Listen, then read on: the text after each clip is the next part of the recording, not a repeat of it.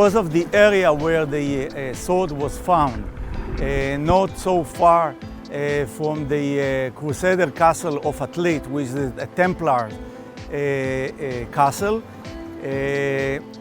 during the early 13th century.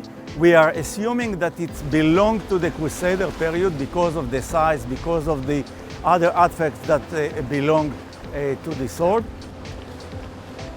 The area of the handle, this is the area, is one of the most important, because usually we have some more decoration and maybe names or letters or that belong to one of the Crusaders, like the Hospitallers or Templars, etc. So we can get more information about the sword.